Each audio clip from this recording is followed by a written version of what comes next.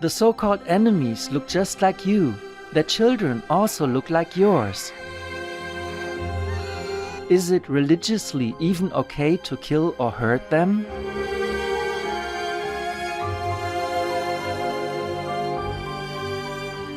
Stop all war now.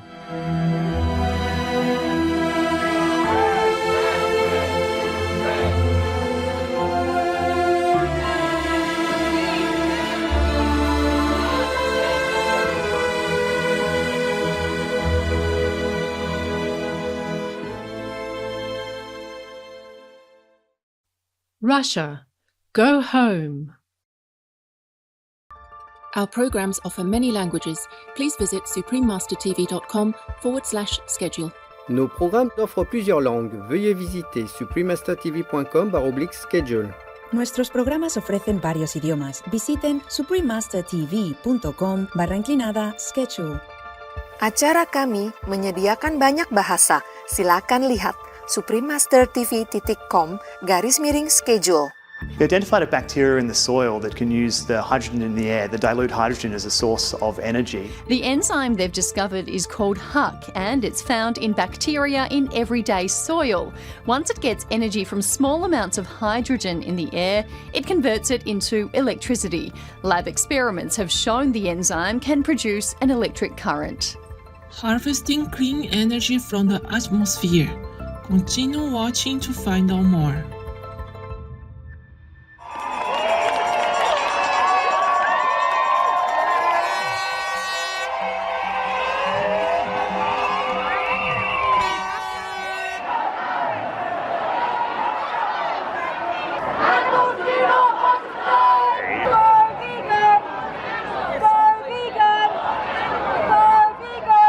My dream for this planet is of an awakened humanity.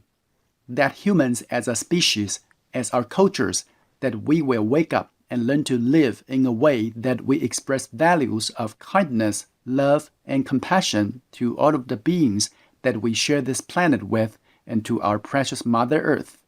Reverend Andrew Baer, vegan. Today's show will be presented in English and French with subtitles in Arabic, Bolasis, also known as Vietnamese, Chinese, English, French, German, Hindi, Indonesian, Korean, Mongolian, Persian, Portuguese, Russian, Spanish, Thai, and Ukrainian or Uranian. Bienvenue téléspectateurs bienveillants, je m'appelle Jenny. Le peuple sage de Guinée souhaite que votre parcours spirituel soit rempli de moments heureux, tissés par les fils de la paix, de l'amour et du contentement grâce au pouvoir divin. Bienvenue dans notre émission « Collecter de l'énergie propre dans l'atmosphère ».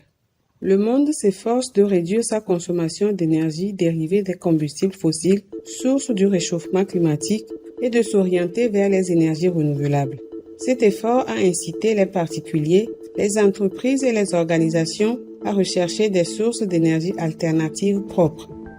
Nous entendons parler d'énergie solaire, d'énergie éolienne et de bioénergie depuis des années, mais la production d'énergie à partir de l'atmosphère est encore une nouveauté.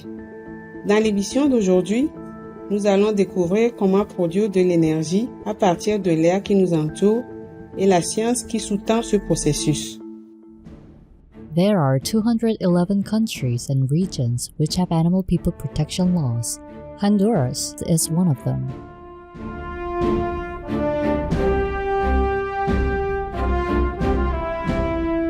Honduras, Animal Welfare and Protection Law. This law, approved in 2016, prohibits dog people fighting and makes harmful acts towards the animal persons punishable with 3 to 5 years incarceration, making Honduras one of the first Latin American countries to penalize animal individual cruelty with jail time.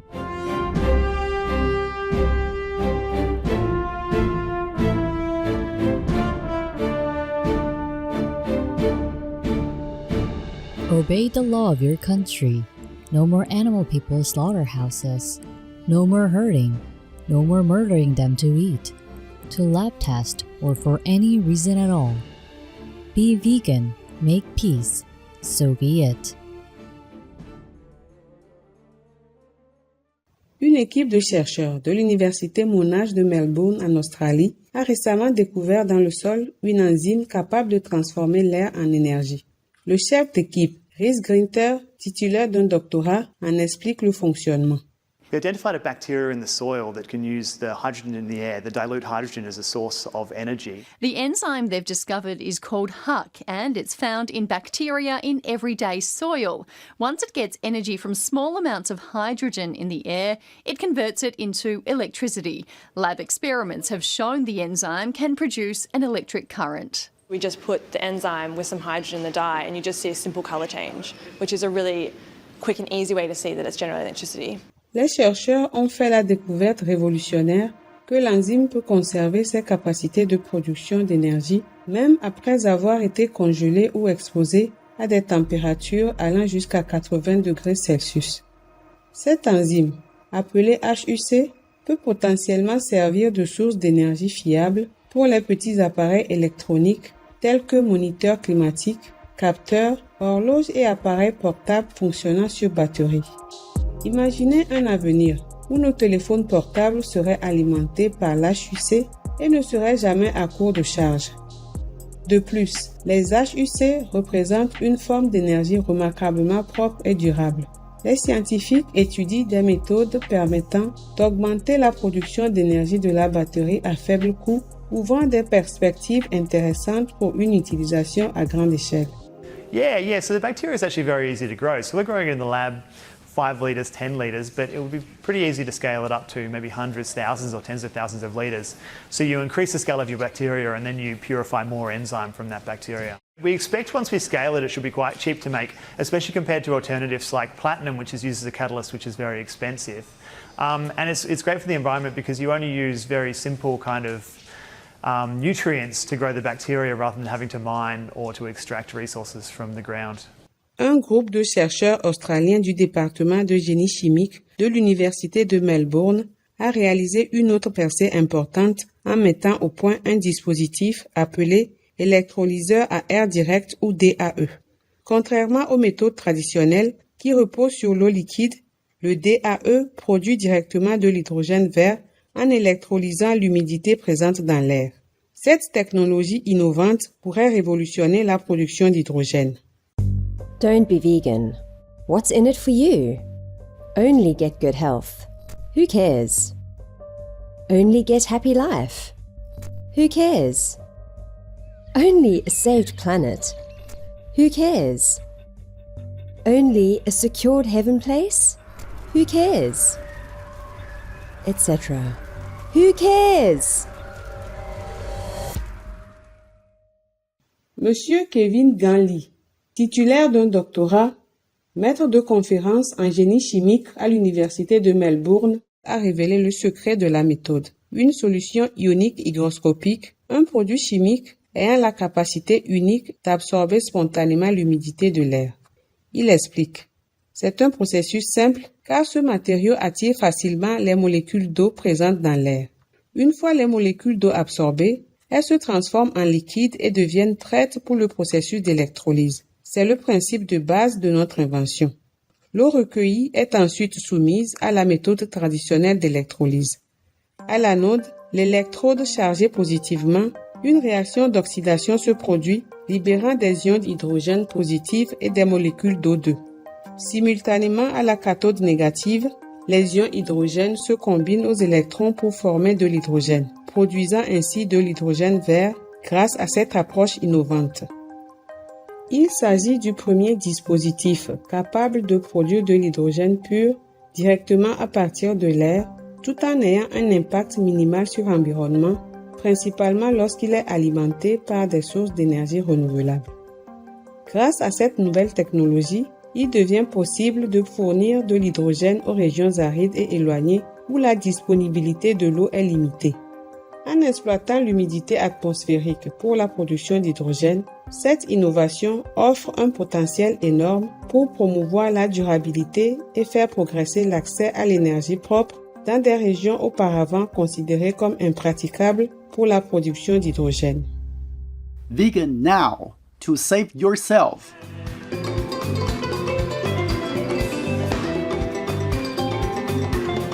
Nous allons maintenant prendre le temps d'apprécier les brillantes inventions des scientifiques australiens et nous reviendrons sous peu. Veuillez rester sur Supreme Master Television.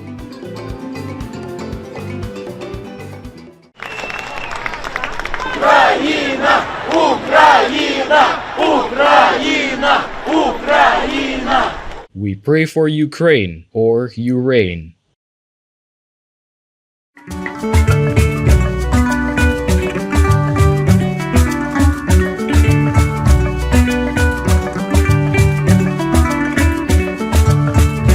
Bienvenue pour la suite de notre émission. Collecter l'énergie propre dans l'atmosphère. Des ingénieurs de l'Université du Massachusetts Amherst aux États-Unis ont trouvé un moyen de produire de l'électricité à partir de l'humidité atmosphérique. Bien qu'elle semble sortir d'un film de science-fiction, cette nouvelle technologie pourrait avoir des implications importantes pour l'avenir des énergies renouvelables et du changement climatique. Voici les principes scientifiques qui sous-tendent ce processus. The researchers say, think about a cloud in the sky. It's nothing more than a massive grouping of water droplets. Each of those droplets has a charge, and when conditions are right, you get lightning. I think in a way it's interesting, but in another way probably it's not that, astonishing, because in fact we've seen this in our daily life. So consider that in a lightning day, actually there's electricity coming from the air, right? So now in that case, actually, what happens is that the positive and negative charge build up at the top and bottom interface of a cloud. So essentially a cloud basically is made of moisture. So we know that actually the ambient moisture could generate electricity in that way. This is a daily life experience. So when the charge is built up to a certain kind of threshold, they will discharge in the form of lightning. Now, lightning actually is the electricity. It actually contains a huge amount of electrical energy.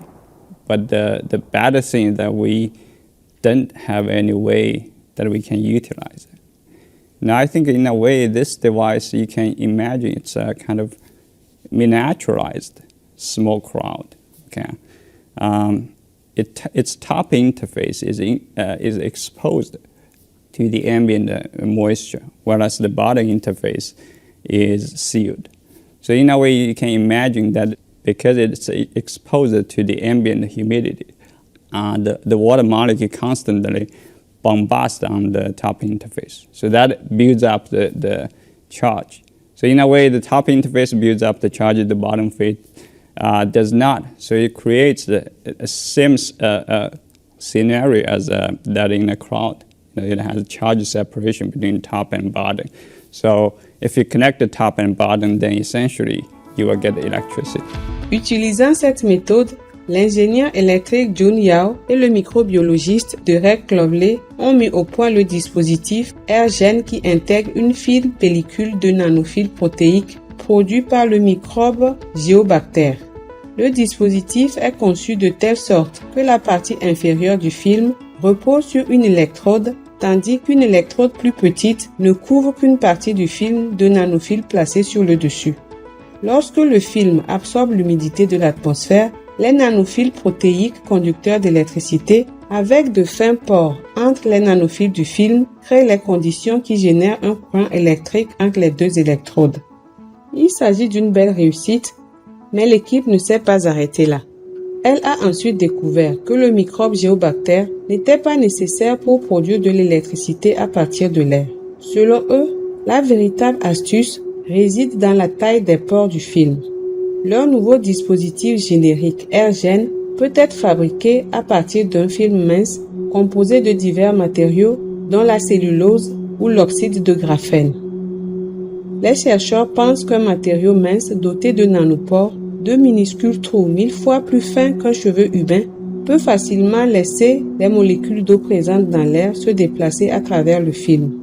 Lorsque les petites gouttelettes d'eau tentent de passer de la partie supérieure à la partie inférieure du film à travers les nanopores, les molécules d'eau se heurtent facilement au bord du pore.